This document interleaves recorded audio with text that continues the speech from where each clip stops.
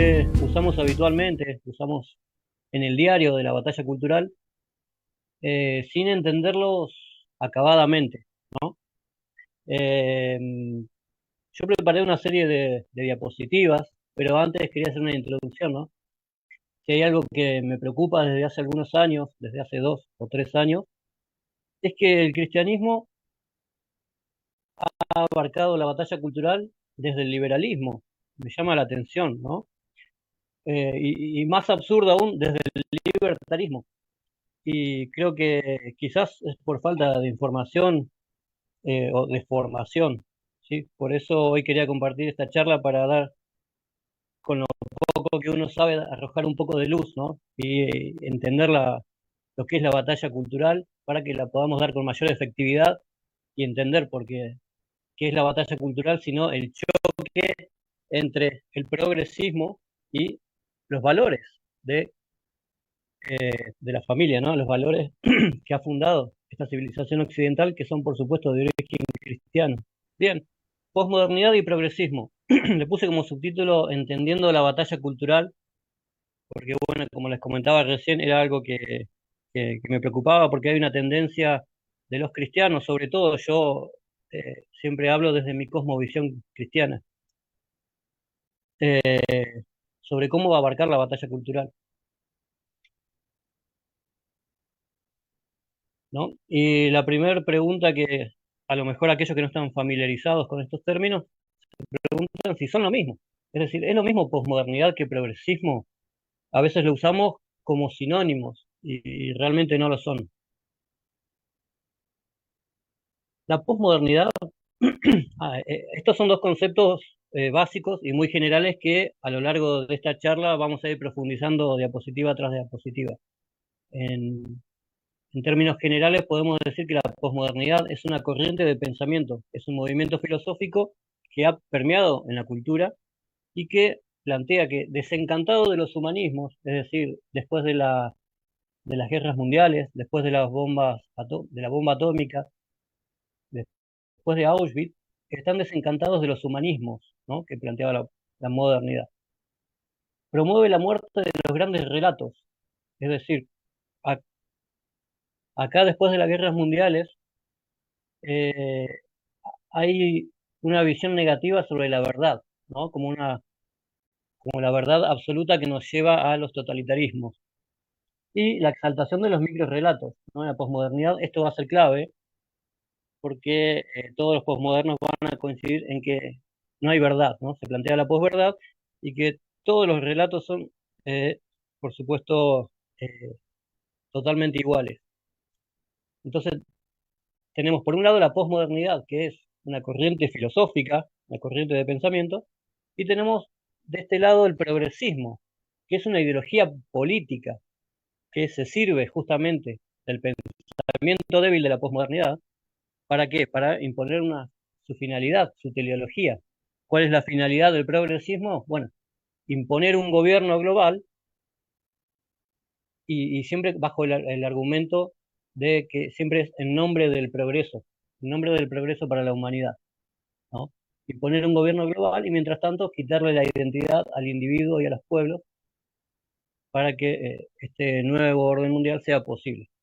Tenemos por un lado corriente filosófica y por otro lado una ideología política. Esa es la sustancial diferencia entre estas dos.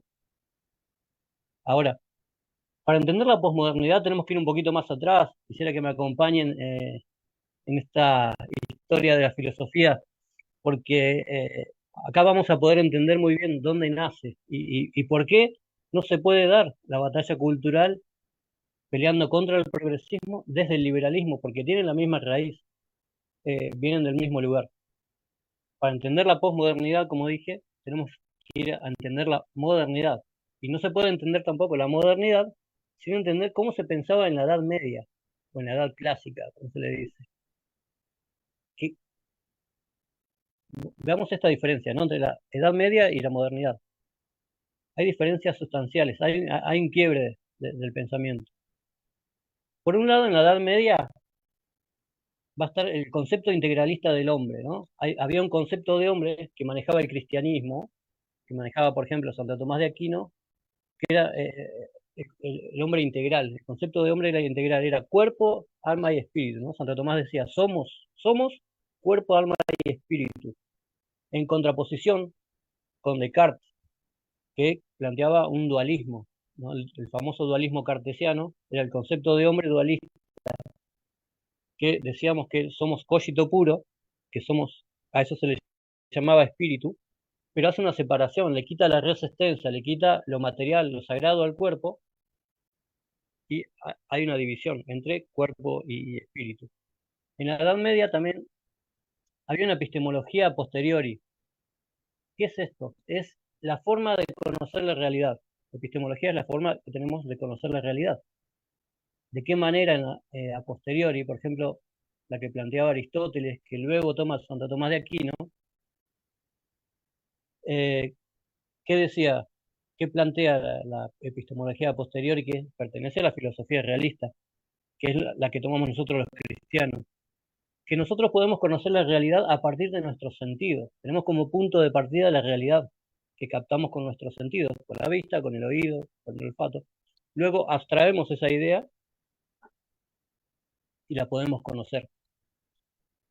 En la modernidad, con Descartes, que viene a plantear la duda y la sospecha de cómo conocemos la realidad, y viene a plantear la certeza subjetiva, ¿no? Es decir, Descartes va a decir, los sentidos nos engañan. Lo único que tenemos seguro es que estamos pensando. Por eso pienso y luego existo, esa famosa frase, ego cogito ergo sum, significa esto, ¿no? Los sentidos nos engañan. Lo único que podemos estar seguros es de que estamos pensando.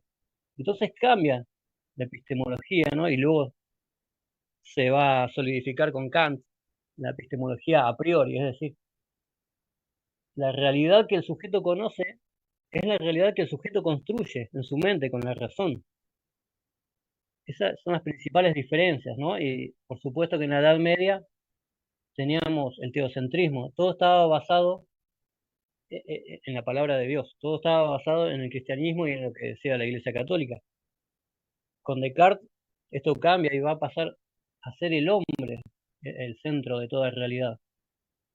Estas son las principales diferencias cuando aparece la modernidad.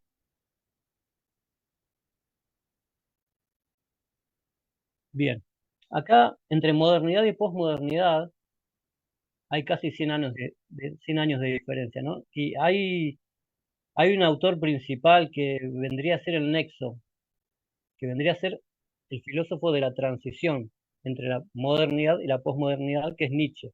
Todos los posmodernos se van a basar en los postulados de Nietzsche. ¿Qué, qué decía Nietzsche? Bueno, hay un libro muy famoso, ¿no? Que es El Zaratustra, ¿no? Así habló Zaratustra, no sé si ve la pantalla, que es básicamente una burla al Evangelio y plantea la muerte de Dios, él anuncia la muerte de Dios. Él va a decir que el hombre no es más que algo que deba ser superado, así como se lo conoce, ¿no? El hombre es un puente entre el animal y el superhombre. Curioso, porque esto lo van a tomar también los transhumanistas. Hoy yo estoy escribiendo un segundo libro sobre naturaleza humana y transhumanismo en este momento, y todos los pensadores se van a basar en Nietzsche, ¿no? Y en este libro. Vamos a ver, porque en la posmodernidad hay continuidades con la modernidad y también hay rupturas. No hay todo ruptura. Por ejemplo, el concepto de libertad que manejaban en la modernidad va a ser el mismo que el posmoderno. Es decir, ellos utilizan un concepto de libertad negativa, es decir, libertad de liberarse de la Iglesia Católica, liberarse de Dios, de las verdades absolutas. En cambio, los cristianos tenemos el concepto de libertad positiva, es decir, libertad para, libertad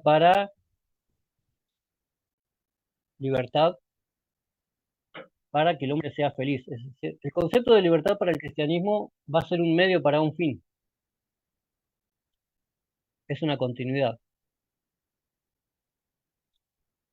También está el periodo de la secularización, es decir, entre las continuidades que podemos nombrar entre posmodernidad y la modernidad, es que la sociedad se va a secularizar en todos los ámbitos, ¿no? En la educación, en los clubes, en las escuelas, en las universidades, en los medios de comunicación. Eso va a seguir. Otra cosa que va a seguir es el concepto de verdad, ¿no? Y quizás lo podríamos poner también como una ruptura, pero bueno, elegí ponerlo en esta oportunidad como una posverdad. Otra de las continuidades es argumentar y justificar todos los postulados en nombre del progreso, ¿no? El progreso como fin.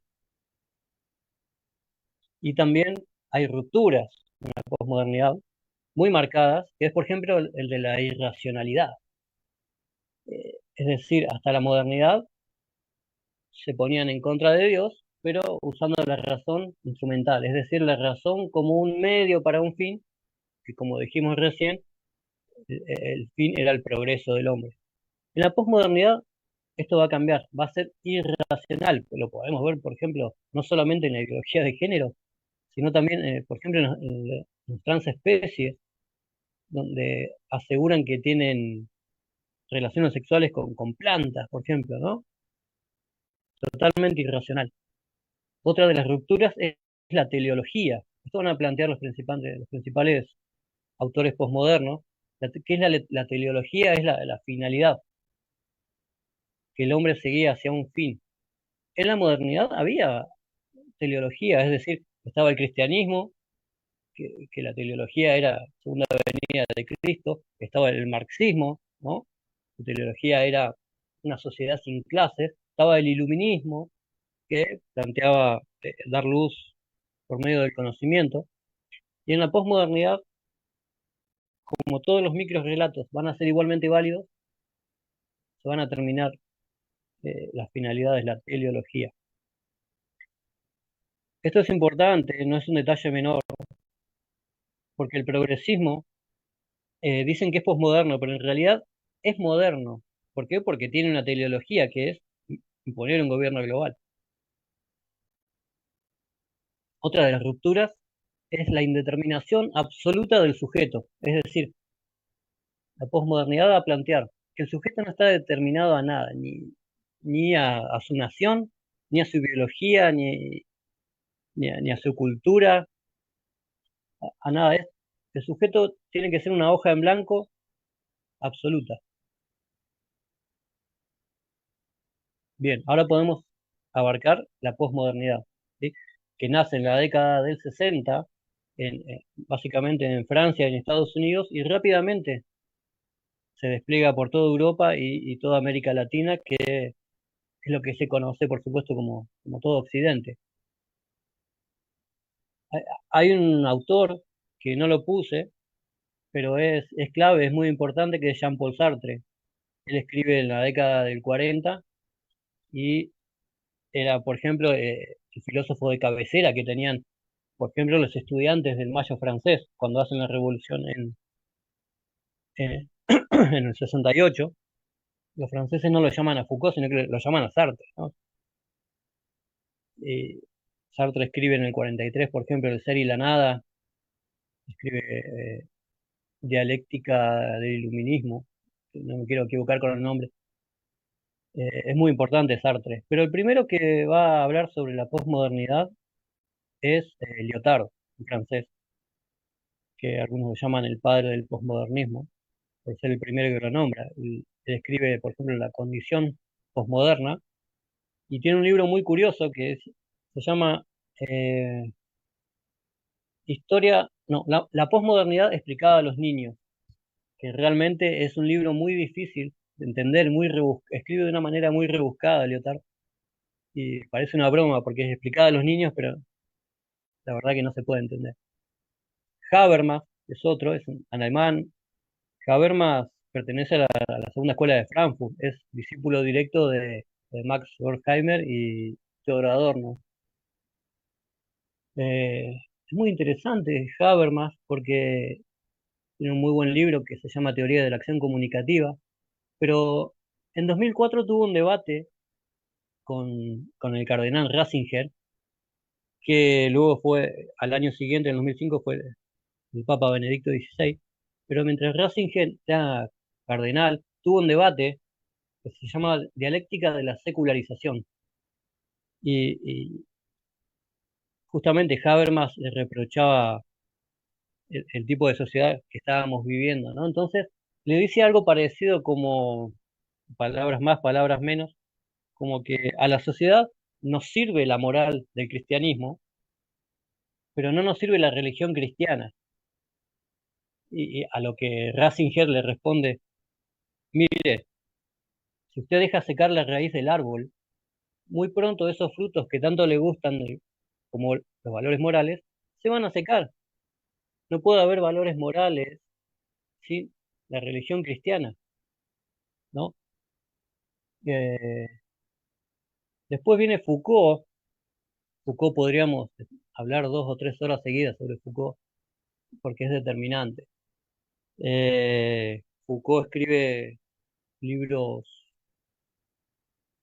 muy conocidos, como por ejemplo La historia de la locura en la época clásica, y Vigilar y castigar, que creo que fue el más leído de todos, el más contundente. Foucault, así como Nietzsche anuncia la muerte de Dios, Foucault plantea la muerte del hombre, es decir, ya no existe el hombre, sino que quedan solamente palabras. ¿Por qué? Bueno, se entiende porque es heredero del giro lingüístico, ¿no? Es postestructuralista en algún sentido. Foucault, además, a ver, si entendemos el progresismo, y me gusta cómo lo dice, por ejemplo, Nicolás Márquez, que el progresismo tiene varios tentáculos, ¿no? Donde se cuela en la sociedad. Y uno de esos brazos del progresismo es el ámbito jurídico. ¿Cómo podría colarse el progresismo si hay leyes establecidas? Y las leyes se basan en las normas, en los usos y costumbres, en la ética, al fin y al cabo. Entonces, los posmodernos, por supuesto, los jueces garantistas o abolicionistas, que son dos ramas del ámbito jurídico, van a tomar a Michel Foucault como determinante para elaborar sus postulados y sus teorías. Acá hay algo que me olvidé mencionar sobre Habermas, que él plantea una ética discursiva. Se llama la ética del consenso, se la conoce así, pero se llama la ética discursiva en realidad. Y que plantea que, es decir, dado que en la posmodernidad no hay verdades absolutas y todos los microrelatos son igualmente válidos, bueno, ¿cuál vamos a tomar? Bueno, Habermas dice que triunfe la voz del más fuerte. Ahora, lo que no fue lúcido quizás Habermas, quizás por la época, fue que la voz más fuerte de este tiempo en un sistema capitalista es de los que tienen más dinero, es de los metacapitales, ¿no? Es de las élites que hoy estamos hablando. Entonces, ellos son los que lanzan los paradigmas de la ética. Entonces, hoy vivimos en eso, en la ética del consenso, entre comillas, ¿no? Que son los que nos imponen los más poderosos. La posmodernidad también es hija del postestructuralismo, ¿no? Que planteaba una tercera forma de conocimiento, de conocer la realidad. Mencionamos la forma posterior y la forma a priori.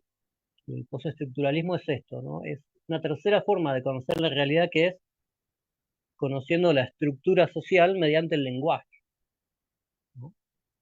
Eso es básicamente el giro lingüístico.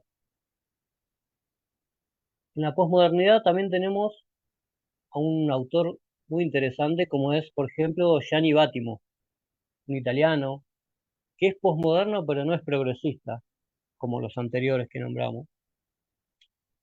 Eh, y acá vemos la diferencia, ¿no? Que no todos los posmodernos son progresistas. Porque los posmodernos que realmente son coherentes con la posmodernidad no pueden estar a favor del progresismo, que es totalmente autoritario, ¿no? Que se maneja con la coerción del Estado. Bien, ya allanados el concepto de posmodernidad, podemos entrar a qué es el progresismo. El progresismo, como decía anteriormente, no puede ser posmoderno porque tiene una finalidad, es moderno en ese sentido, ¿no? Tiene una finalidad que, ¿cuál es? Es imponer un gobierno global y mientras tanto quitarle la identidad al individuo y a los pueblos. ¿no? Así como hacía el comunismo, por eso se le relaciona tanto con el comunismo, porque tienen la misma forma de establecer su gobierno. Y por supuesto que hay que entender la sociedad primero para entender el progresismo, ¿no? Es decir, a mí me gusta mucho un libro de Julián Marías que se llama Introducción a la historia de la filosofía, que él plantea, ¿no? Que hay diferentes relaciones del hombre con la verdad. Entonces yo después de leer ese libro entendí realmente cómo es la batalla cultural, ¿no? Somos una pequeña franja que defendemos los valores morales del origen cristiano, otra pequeña franja que son los militantes progresistas, o los militantes ateos también, y en el medio hay una gran franja, que son la mayoría de los ciudadanos, que no toman parte por ninguno de los dos, no toman parte ni por el progresismo ni por los valores cristianos, pero claro, como son consumidores de este sistema capitalista, son solamente usuarios, como dice Agustín Laje, se dejan llevar por justamente los paradigmas que lanzan por los medios masivos de comunicación. Entonces, a la hora y esto tiene que ver con la opinión pública también, ¿no? A la hora de elegir por alguno de los dos bandos, eligen el progresismo, justamente, ¿no? Porque están todo el día bombardeados de estos postulados. El progresismo se maneja justamente con la coerción del Estado, los medios masivos y las empresas, ¿no?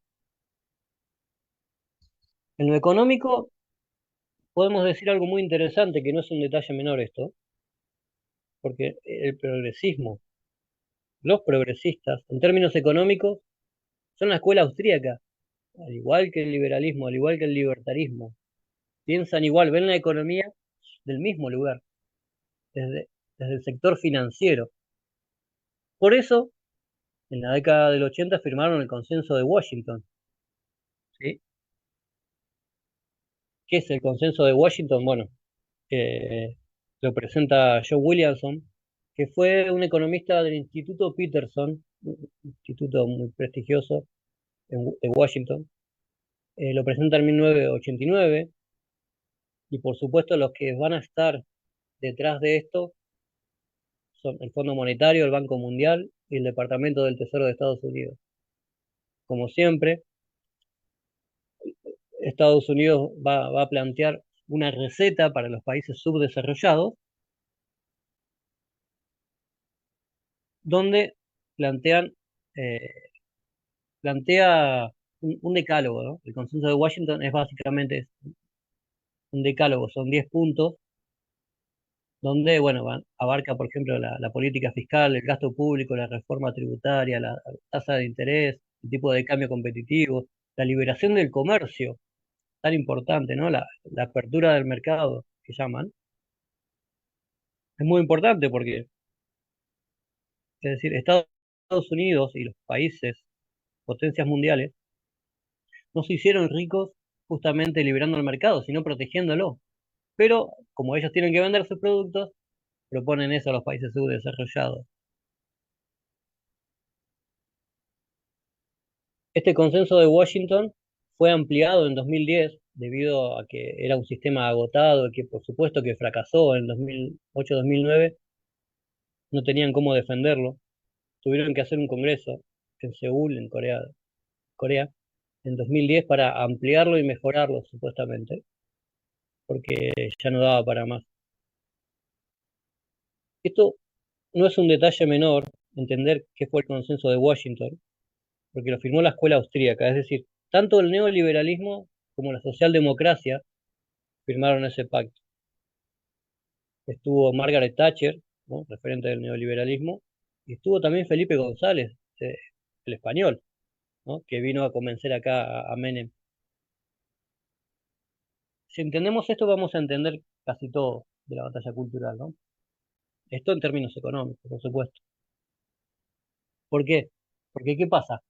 Por ejemplo, acá en Argentina, teníamos en 2016, cuando Trump se postuló para presidente en contraposición con Hillary Clinton, acá en Argentina teníamos a Cristina Kirchner y a Mauricio Macri, que supuestamente son antagonistas, pero que en definitiva piensan de la misma manera en lo económico, estoy hablando, ¿no? Tienen diferencias en lo político, pero en lo económico piensan igual.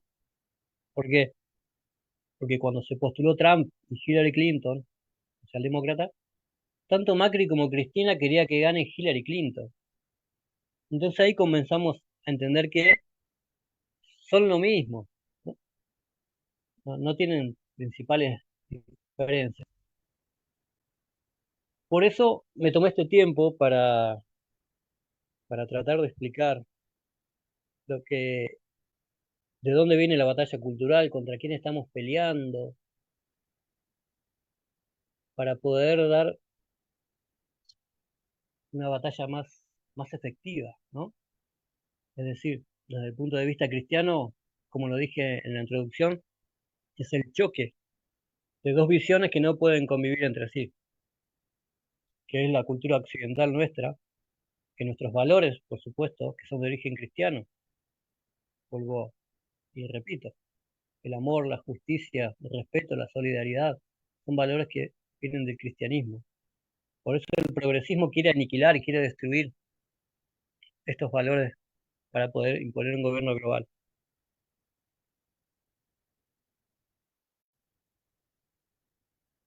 Por eso yo, no sé si se ve en la pantalla, pero yo escribí este libro que se llama Prohibida la familia, que como subtítulo, la importancia de la familia en estos tiempos progresismo. Es decir, yo vengo en este libro a defender el modelo de familia, la familia como institución, y lo abarco desde distintos puntos de vista, desde, desde un aspecto teológico, desde un aspecto filosófico, de un aspecto social, y vengo a decir, porque por ejemplo, uno de los postulados feministas es que la sociedad está así porque ha fallado como institución, como modelo. Y yo vengo a decir que no ha fallado el modelo ni la institución de la familia, sino que falló el hombre, el ser humano, pero principalmente el padre de familia, porque no comprendió su rol, el rol que Dios nos dio como padres de familia, no, no lo tomamos en cuenta y le dimos la espalda a Dios. Desde la modernidad, el hombre le viene dando la espalda a Dios. Y hoy se sorprende al ver cómo está deteriorada en cuestiones morales. Me gustaría leerles algo que escribí en la introducción de mi libro, que es una frase de C.S. Lewis, el autor de las Crónicas de Narnia, cuando escribe el libro La abolición del hombre. Dice así, dice, con una especie de atroz simplismo, extirpamos el órgano y exigimos que funcione. Formamos hombres sin corazón y esperamos de ellos virtud. Nos burlamos del honor y después nos sorprende descubrir traidores entre nosotros. Los castramos y esperamos fertilidad. Esto decía, ¿no? A la sociedad que tiene un problema porque cómo está deteriorado la sociedad, pero no las conecta con las verdaderas causas, que es haberle dado la espalda a Dios.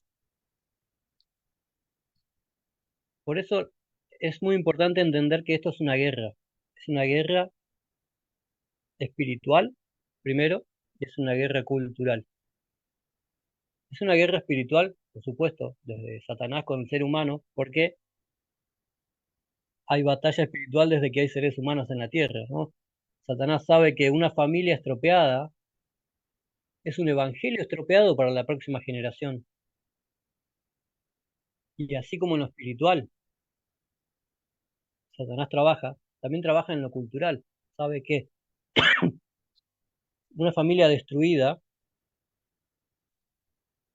es una familia que no puede transmitir estos valores, estos principios, que son el amor, la justicia, la solidaridad.